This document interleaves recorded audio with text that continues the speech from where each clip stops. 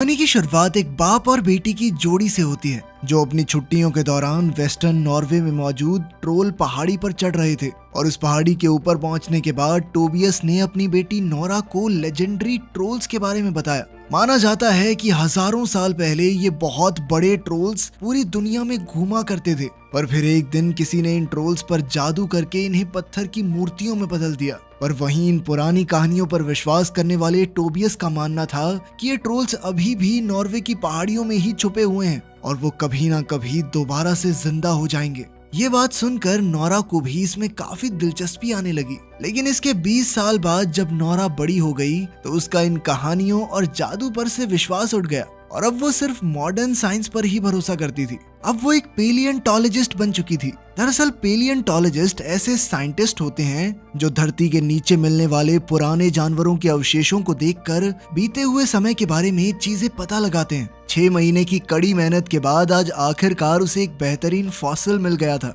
जिसकी खुशी में उसने अपने दोस्तों के साथ पार्टी करने का फैसला किया। वहीं दूसरी तरफ पहाड़ों पर मेट्रो स्टेशन बनाने के लिए तेजी से कंस्ट्रक्शन की जा रही थी और इस मेट्रो का रास्ता बनाने के लिए तेजी से पहाड़ों में धमाके किए जा रहे थे, जिसके चलते कई लोग इस कंस्ट्रक्शन का विरोध भी कर रहे थे। लेकिन उन सबको नजरअंदाज करते हुए इंजीनियर्स एक बार फिर से एक धमाका करने में लगे हुए थे। पर जब वो लोग गुफा के अंदर पहुंचे तो उन्हें कुछ अजीब सी आवाज सुनाई दी और इससे पहले कि वो कुछ समझ पाते अचानक से वहां की जमीन जोर शोर से हिलने लग गई, जिसके अगले ही मिनट उन इंजीनियर्स की नजर एक बहुत ही बड़े खतरनाक राक्षस पर पड़ी, जिसे देखते ही वो लोग तेजी से अपनी जान बचाने के लिए भागे। लेकिन पहाड़ों के गिरते हुए मलबे के चलते वो लोग गुफा के अंदर ही फंस गए। कुछ ही देर में इस हादसे की खबर नॉर्वे की आर्मी के हेडक्वार्टर्स में भी पहुंच गई, जिसके बाद जनरल ने एक जहाज को उस जगह की साफ तस्वीरें खींचने के लिए बुलाया ताकि वो लोग अच्छे से समझ पाएं कि आखिर वहां हुआ क्या है। इसके साथ ही जनरल ने इस बारे में प्राइम मिनिस्टर को भी सूचित करने का आदेश दिया और थोड़ी देर बाद ही नॉर्वे की प्राइम मिनिस्टर अपने एडवाइजर आंद्रियस के साथ तुरंत ही मिलिट्री बेस के लिए निकल गई, जहां रास्ते में उनकी मीटिंग डिफेंस मिनिस्टर से हुई, जिसने उन्हें बताया कि इस हादसे में कम से कम 50 से ज्यादा लोग मारे गए हैं। और इसके बाद उन्हें इस जगह की कुछ तस्वीरें दिखाई गई जिसमें धरती के अंदर काफी बड़े बड़े छेद दिखाई दे रहे थे और इन्हें देखते ही आंद्रियस को लगा कि ये किसी बहुत बड़े जीव के पैरों के निशान थे। लेकिन वो इन चीजों पर बोलने लायक नहीं था और उसकी बात को तुरंत ही अनसुना कर दिया गया। उधर नोरा अभी भी अपने दोस्तों के साथ पार्टी कर रही थी, पर तभी अचानक वहां एक आर्मी हेलीकॉप्टर आया जिसमें से एक फौजी उतरा और उसने नोरा को बताया कि उसे अभी के अभी प्राइम मिनिस्टर से मिलने के लिए बुलाया गया है।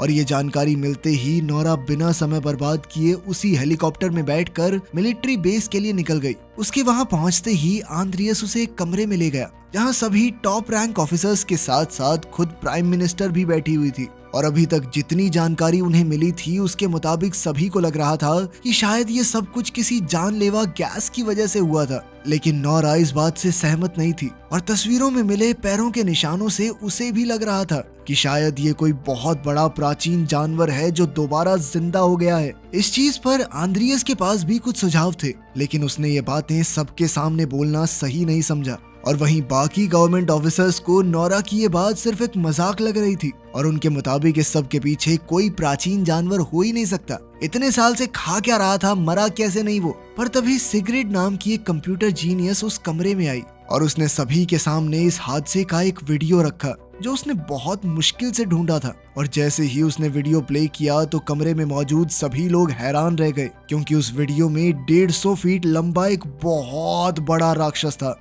और अब इस वीडियो से ये साफ हो चुका था कि 150 फुट लंबा एक जीव नॉर्वे की पहाड़ियों के बीच घूम रहा है।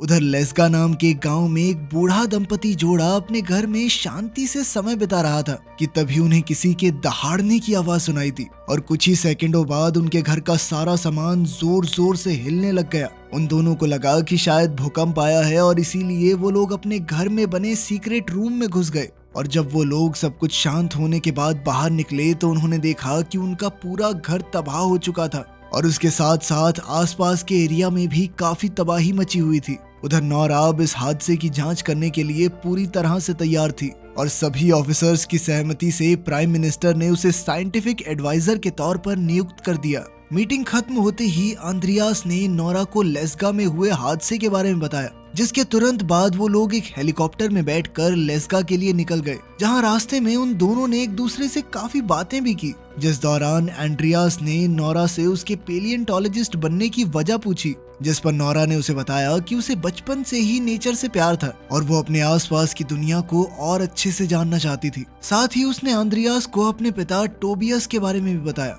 कि कैसे वो उसे बचपन में पहाड़ों पर ले जाकर उनसे जुड़ी कहानियां सुनाते थे, लेकिन बदकिस्मती से वो इन कहानियों में इतने ज्यादा खो चुके थे कि उनका असल जिंदगी से वास्ता ही कट गया और बीच में तो उनकी हालत इतनी ज्यादा खराब हो गई थी कि उन्हें एक मेंटल हॉस्पिटल में भर्ती करना पड़ा। लेस्गास में मची तबाही को देखकर नोरा और आंद्रियास दोनों ही काफी हैरान थे कि तभी उनकी मुलाकात कैप्टन क्रिस से हुई, जो फौज की तरफ से इस पूरे ऑपरेशन को संभाल रहे थे। जिसके बाद क्रिस ने उन्हें बताया कि वो राक्षस लेस्गास में तबाही मचाने के बाद 2 मील आगे तक बढ़ता गया, जिसके बाद वो अचानक से गायब हो गया और फौज की लाख कोशिशों के बाद भी वो लोग उसे ढूंढ नहीं पाए, मानो जैसे वो भीमकाय राक्षस हवा में ही गायब हो गया हो। इसके बाद उन लोगों ने उस बूढ़े कपल से पूछताछ की, जो उस वक्त तक काफी ज्यादा डरे हुए थे। उनके सीक्रेट रूम में छुपने की वजह से उन्हें कुछ ज्यादा तो नहीं पता था, पर फिर भी उस बुजुर्ग औरत ने उन्हें बताया कि उसे किसी जानवर के दहाड़ने की आवाज सुनाई दी थी, जैसे मानो किंग कॉन्ग उन पर हमला करने वाला हो। पर यह जानकारी किसी भी नतीजे तक पहुंचने के लिए काफी नहीं थी और इसीलिए नोरा ने खुद ही आसपास जांच करना शुरू कर दिया, जिस दौरान उसे काफी अजीब सी महक आई, जो उसे एक बहुत बड़े फुटप्रिंट तक ले गई। नोरा ने तुरंत ही उस पैर के निशान की जांच करना शुरू किया, पर उसकी लाख कोशिशों के बाद भी उसे वहां कोई बायोलॉजिकल सब्सटेंस नहीं मिला जिससे वो उस राक्षस की जांच करवा सके। और अब जब उनके सामने कोई रास्ता नहीं बचा था, तो आखिरकार नोरा ने अपने पिता से मदद लेने का फैसला किया, जो उस वक्त काफी दूर एक पहाड़ पर रहते थे, जहां जल्द से जल्द पहुंचने के लिए नोरा, आंद्रियास और कैप्टन क्रिस ने एक हेलीकॉप्टर का इस्तेमाल किया। पर जैसे ही वो लोग वहां पहुंचे तो टोबियस ने उन पर बंदूक तान दी,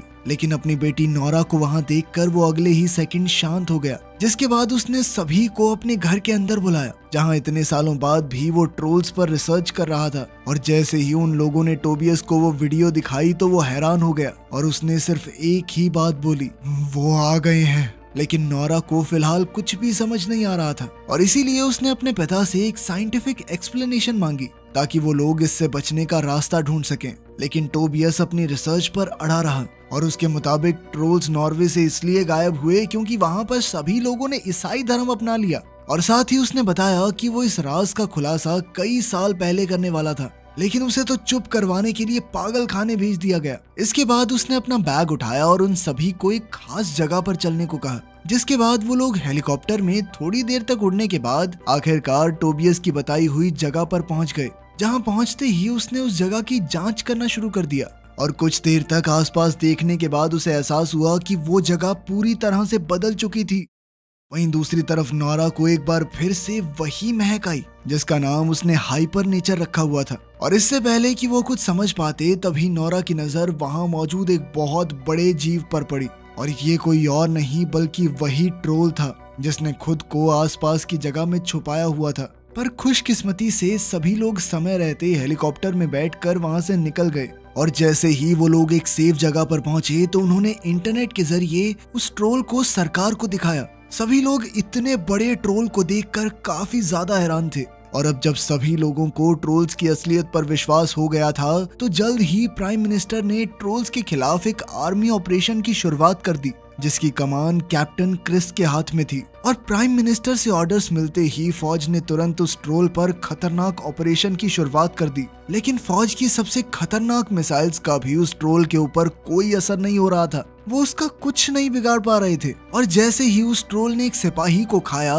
तो टोबियस उसे शांत करने के लिए उसके सामने चला गया। वो ट्रोल शुरुआत में टोबियस की बात सुन भी रहा था, पर तभी अचानक से फौज की कुछ और यूनिट्स ने उस पर हमला कर दिया, जिससे गुस्सा होकर जैसे ही ट्रोल उस यूनिट पर हमला करने के लिए मुड़ा तो उसकी पूंछ सीधा जाकर टोबियस को लगी, जिसके चलते वो काफी ज्यादा जख्मी हो गया। ये देखते ही नोरा तुरंत ही अपने पिता की तरफ भागी, लेकिन टोबियस ने कुछ बोलने से पहले ही अपना दम तोड़ दिया। उसी रात नोरा रोते रोते अपने पिता की डायरी पढ़ रही थी ताकि वो किसी तरह से इन ट्रोल्स को रोक सके। और घंटों तक उस डायरी को पढ़ने के बाद नोरा को पता चला कि असल में ट्रोल्स अक्सर चर्च को तबाह कर देते थे क्योंकि उन्हें घंटियों की आवाज बिल्कुल भी पसंद नहीं थी। और जब नोरा ने ये प्लान सभी सरकारी अफसरों को सुनाया तो पहले तो उन सब ने नोरा को पागल समझा, पर नोरा का मानना था कि मिसाइल तो काम नहीं कर रही ना उसके ऊपर, तो हमें कुछ अलग ही सोचना पड़ेगा, ठीक है। जिसके बाद प्राइम मिनिस्टर ने उसे इस प्लान के साथ आगे बढ़ने की इजाजत दे दी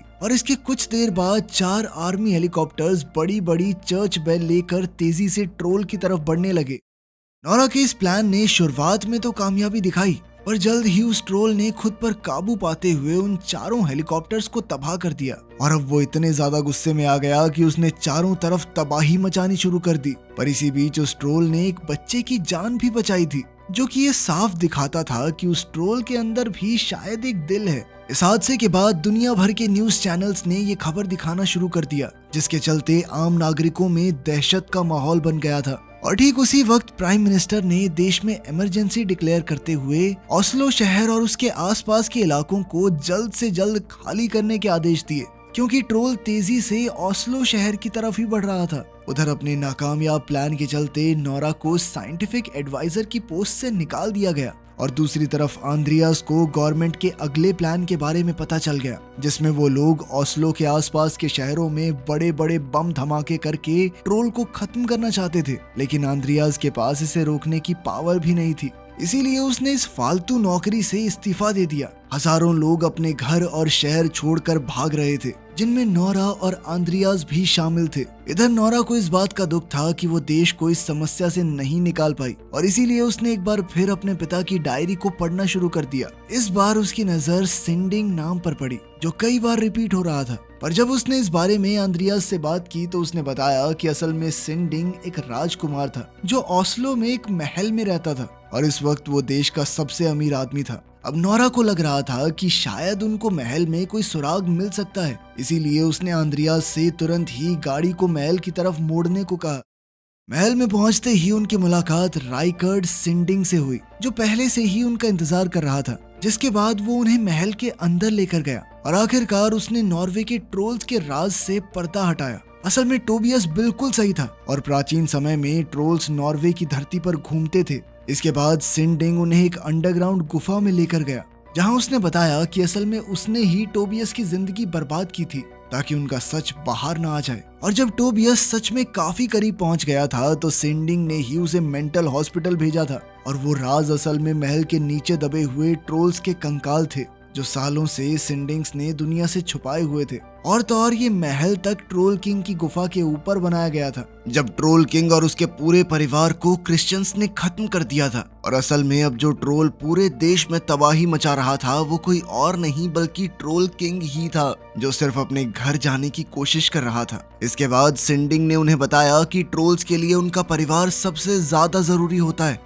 और नॉर्वे की क्रिश्चियनाइजेशन के दौरान ट्रोल किंग को जबरदस्ती पहाड़ों में भेज दिया गया था, पर अब धमाकों की वजह से वो वापस आ गया है और अब वो ओस्लो सिर्फ अपने परिवार से मिलने आ रहा है। लेकिन नोरा और आंद्रियास तब ज्यादा हैरान हुए जब उन्हें पता चला कि असल में उनके सामने ट्रोल परिवार के कंकाल पड़े थे और जैसे ही नोरा ने उनके ऊपर यूवी लाइट मारी तो उनकी हड्डियां अचानक पिघलने लग गई, जिसका मतलब था कि ट्रोल्स यूवी लाइट को नहीं झेल सकते। इसके बाद नोरा ने सिंडिंग से उसकी सबसे बड़ी गाड़ी मांगी, जिसके बाद सिंडिंग ने रानी का सबसे पसंदीदा ट्रक उसके हवाले कर दिया। इसके बाद उसने कैप्टन क्रिस को फोन करके इस प्लान के बारे में बताया, जिसमें वो लोग ट्रोल किंग को एक जाल में फंसाकर उस पर यूवी लाइट से हमला करने वाले थे और इसके लिए उन्हें कई सारी बड़ी बड़ी यूवी लाइट्स चाहिए थी। उधर एंड्रियास ने तुरंत ही अपनी दोस्त सिग्रिड को फोन करके कहा कि कैसे भी करके ओस्लो बॉम्बिंग प्लान को लेट करवाओ। खुशकिस्मती से सिग्रिड एक कमाल की हैकर थी और उसने चुपचाप बिना किसी को बताए मिसाइल्स को फायर होने से ही रोक दिया।